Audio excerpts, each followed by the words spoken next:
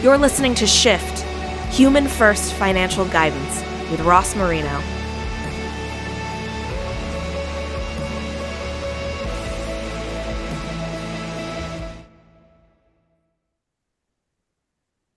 Today, we are shifting the conversation with Dan Haylett. He's a financial planner in the UK. He loves golf as passionately as he hates oysters. I got to hear about that. And he hosts one of my favorite podcasts, Humans versus Retirement. Hello, Dan. Hey, Ross, how are you? Beautiful to be with you. Can't wait for this conversation. I'm glad you're on the podcast here. I really do love your podcast. And I joke that when I grew up, that was a podcast I wanted to have, is talking about the human side of retirement. And then we dove into your podcast and I looked at your guests and I thought, this is way easier to just listen to you interview people and talk about it than actually do it myself. So I love it. I've been enjoying it for quite a while. And I wanted to go maybe back to the beginning and find out, how did it all start? When did you realize I've got to do a podcast about retirement? It's got to be about the human side. And then where'd you come up with the name? So how about if you take us to the beginning?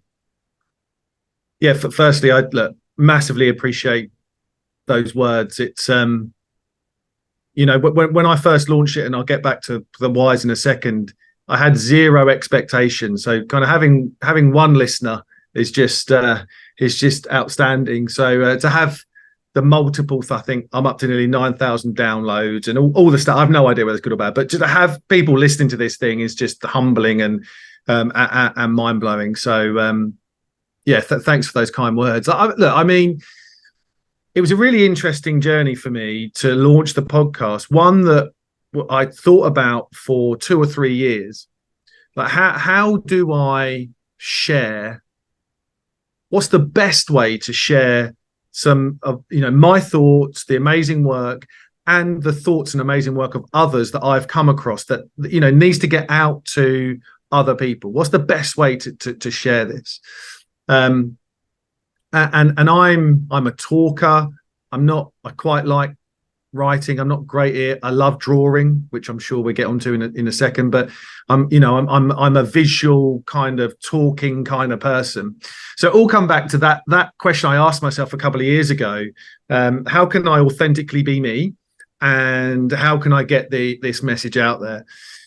And then kind of that got put on the back burner a little bit, as you know, kind of business happens, life happens, the thought was still there. And then in January of this year, I just had that moment where I'm just doing it. I'm not going to think about it. I'm not going to draw up a strategic marketing plan. I'm not going to sit on a spreadsheet, again, because I'm a human being and I can't live on spreadsheets. So I'm just going to do this thing. And I got to a point where I'd made, I think, some really wonderful connections and friends across the world just through some of the work that I'd already done and reached out to people. And I thought, you know what? I feel like I've got at least 5 people that I could sit down and have a good conversation with.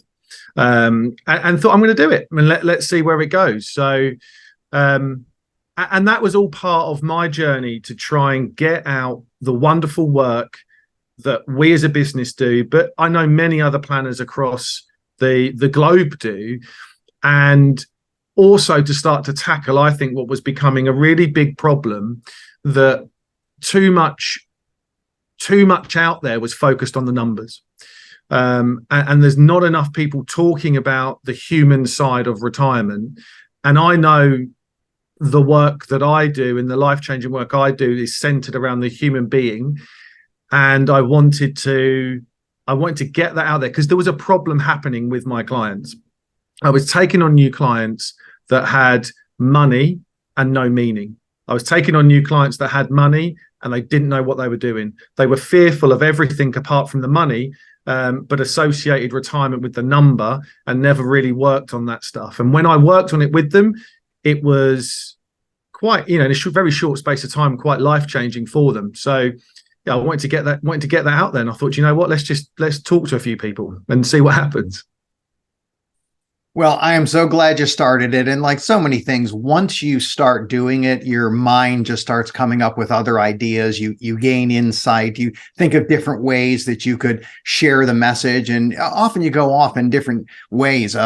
I was thinking about some of your guests, and I know there's some that really stood out to me, and I didn't want to pick out one or two, but as you research these guests and you come up with your questions, a typical podcast procedure, you always have expectations of what you're going to talk about, where the conversations might go.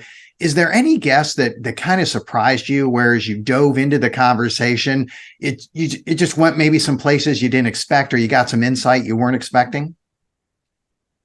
Yeah, a couple actually. I mean, the first one I will say is someone that isn't known to anybody, and that was Andy Murphy, my client, episode 11 of the first season, right? And so I've got I reached out to some clients after kind of releasing 2 or 3 episodes and saying, look, part of this is to get real world stories out there. I think that there's not enough people that have been through retirement helping people that are going to go through retirement. There's not really those communities that exist. And what better way for someone who's thinking about it to learn and understand through someone that's gone through it. So so look, I'd worked with Andy for nearly 4 years, and he said stuff in that podcast that he never talked to me about.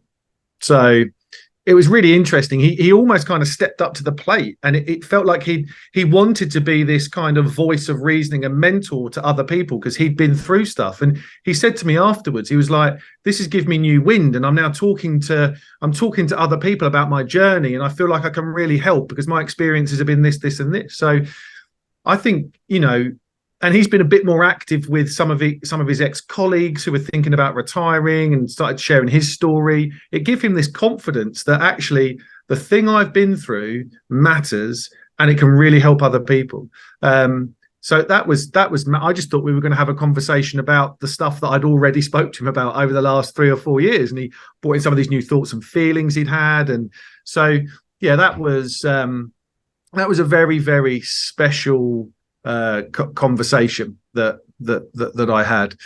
And look, I think the other one was a good friend of both of ours, Roger Whitney, who, I mean, he is just a fountain of knowledge when it comes to this stuff, right? He's just unbelievable.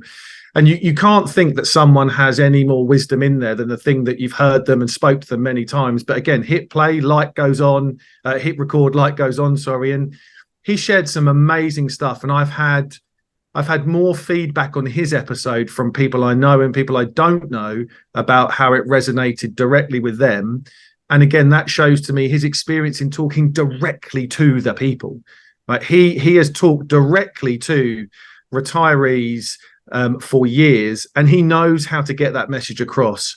And it absolutely resonated with these people, and I learned so much from that conversation with him. It's interesting that you bring up Andy, how as he goes through the process of thinking about what he's going to say, then being on the podcast and articulating that it had an impact on him and actually transformed or maybe even sent his journey in a different direction. We also get that as advisors and researchers and podcasters, and you diving into this singular topic of this transition to retirement and through retirement. It just begs the question, how has it impacted you, and what changes has it prompted in you?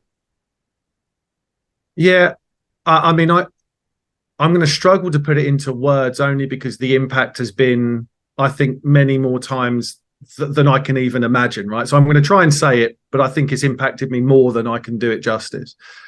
And it does kind of come back to the genesis of the journey that you said, and kind of thinking about what this is, what it wants to be. You mentioned the name, and actually coming up with the name was a big, this kind of, right, I want to talk about retirement and I want to talk about humans, and then thinking about actually a modern day retirement is completely against everything that we've ever learned. And humans are in this kind of, and this was the thought, literally, this is me speaking to myself about 12 months ago. Well, humans are in this battle against, wanting this wonderful life, but oh, so is this a boxing match? What is this? A wrestling match? A boxing? This is the human brain versus the retirement. And I was like, that's it. Here we go. And it was one of those that, and so the learning around just kind of the concept of this meant, right, I'm doing something out in the public that is going to openly talk about the human brain and the human psyche and human well-being and emotions versus the thing that we're all trying to work towards. And it felt like I took more time to research, more understanding about what this means. It felt like my conversations with clients went up another level, because I'm thinking, well, what can I say in my podcast that's real life? So I'm listening better, I'm conversing better, I'm looking for the things that are there that I know that I want to try and portray out into the world. And I've learned more having conversations with wonderful people than I've ever learned in a textbook. And I've learned more about the human being and the impact that this can have. And actually what I have done, Ross, which I think is really interesting, that there's definitely one or two massive common threads that come through pretty much every conversation that I've had. And the conversations go off in slightly different directions, but what I get is these common threads, and it enables me to tackle that human problem, which is not a math problem, as we said before, right? Tackle that human problem with these people up front before they even know they've got it. And it's been truly changing for me. I feel like I'm definitely better at my work than I've ever been because of these conversations. And I'm better. I've got a much bigger, you talked about golf. I feel like I've got 25 clubs in my bag, not 14 now, because I've got all these things that I can pull on. Someone says, "Oh, have you? If I kind of go through identity with someone and they go, we talk about why it's important. I've got 3 or 4 amazing podcast episodes that I can just put them to with amazing people that have they're an author and they got a book attached to it. So this wonderful little kind of resource thing that I'm building, which has just had such an impact on the people I work with. So." Yeah, look, I can't tell you how much this has helped and benefited me and my clients, and I think benefited people that will come to work with us, because they're getting a glimpse into what we do and how we do it well before they sit down with us. So we don't have to kind of sit there and feel like we have to spend half an hour telling them what human first financial guidance is, which I know we're going to get onto, because they've heard it a couple of times and they kind of get it, and we don't have to convince them otherwise. It's definitely life-changing when you go into something like that. I had the pleasure of writing a book, co-authoring with Susan Bradley. And the book isn't that large, like many books when you look at it. It took us 18 months. I don't know how many hours we put into it, but the insight that you gain personally and how that applies to people around you, to me, it's priceless. When people ask about the book experience, that's what I use as it transforms you. It's not the end result of the book. It's actually what happens to you along the way. And it sounds like that's what you're referencing. Yeah, look, I mean, again, that old adage that it's not the destination, it's the journey, right? And I think, the journey is to me more important than the destination, because the destination changes, the journey's exciting, the destination's a little bit, when you reach that, it's that enough versus more argument that we talk about. As human beings, the destination is quite underwhelming. The journey, that's why we like to date a lot as human beings, right? Kind of once you've got the girlfriend or the boyfriend or the wife or the husband, is kind of actually the journey to get them is a little bit more exciting than actually getting them. So I think, I think the journey of writing a book or doing the podcast, or it is truly life-changing, and I recommend it to anybody, whether you love writing or drawing or speaking. Just kind of putting yourself out there and having conversations, or blogging more, or finding your groove and your format to be able to share this stuff with the world it just opens so many avenues for us. So yeah, dive in is my advice. And I'm with you. And I try to make a point to encourage people, if it looks like they're just starting creating content, and to send them a message or to reach out to them, because it's scary at first. You don't know if it makes any sense. This is what I see, and this is how I'd explain it. But maybe nobody has any idea what I'm talking about. So it becomes quite a challenge. I think that's always good to do. I also see your sketches behind you. I'm a big fan of your sketches. How about you talk a little bit about that?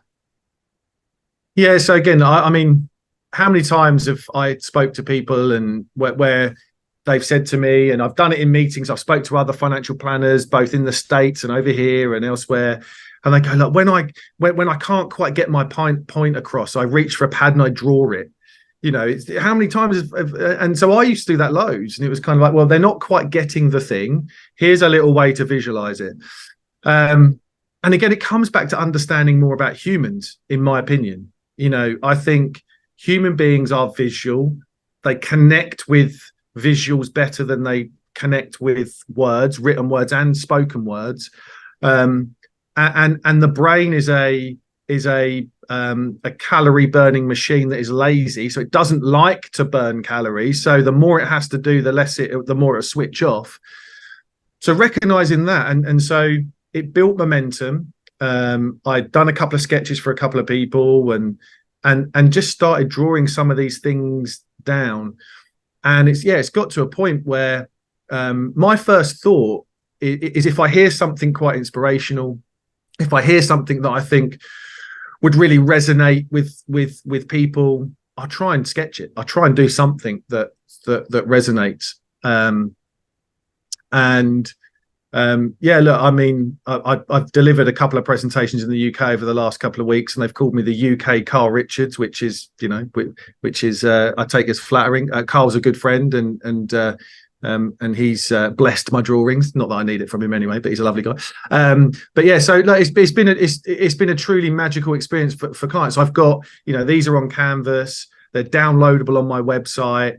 I want everyone to get hold of them. I've got clients that have got them on their fridge. You know, this is stuff that I think is very simple to understand and really can get that message across, and it creates other things, right? I'll draw something and I think, well, actually I can write something about that, or I have a wonderful conversation on the podcast and I think, well, actually that's a really interesting topic, I can draw something on that.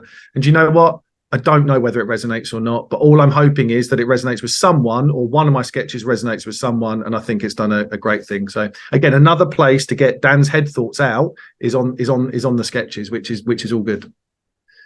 So let's finish up with the final conversation, the final question, which is, what does human first financial guidance mean to you? We spoke before and I said I didn't have an answer. I think I've got an answer now. Look, I think it's because it's such a wonderful question. To me, it absolutely means that human beings aren't wired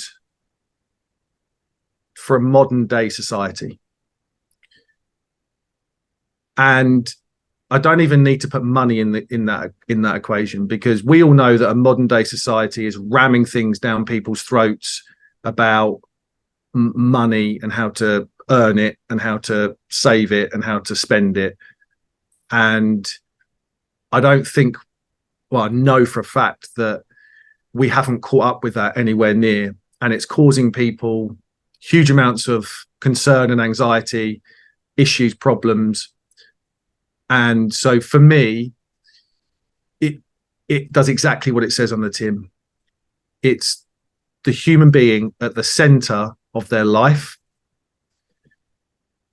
at the center of their life plans, which means at the center of what their money can help them achieve. And therefore, what they need in order to do that is a guide, because life moves on so quickly. And we're not in a position now where a piece of advice given today is relevant for any longer than a week, right? I mean, it can just, you know, emotions move on, life moves on.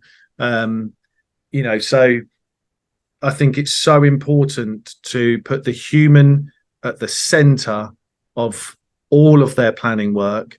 I want to take the money away from the foundation of the conversation and put their life at the foundation, which means their money can enable their life, and therefore we can be critical, trusted friends that guide them through the journey that they will go on and their family will go on. Long-winded answer, but I think that's kind of where this goes. And just to kind of really concisely do that, human first financial guidance means, to me, it's the only way to deliver financial planning going forward. I agree. It's the only way. And whenever I think about it, I think 10, maybe 15 years from now, financial planning will be human first financial guidance. We're in a shift in the entire industry, not just in the US and UK, but globally, to really target the person that we're working with and figure out what they want, what they need, as opposed to what we like to do on our end. So once again, Dan, you're doing great work. I appreciate your sketches, your podcast. You're out there speaking, helping other advisors think through many of these same topics. I appreciate the work you're doing, and I look forward to seeing you at Shift in March. Can't wait, Ross. Thanks for having me. Thank you for listening to Shift with Ross Marino. Please visit humanfirst.live to learn more. This show is for general information purposes only and is not intended to provide recommendations or advice. Speak with a legal, tax, or financial advisor before making any decisions. Past performance references are historical and do not guarantee future results.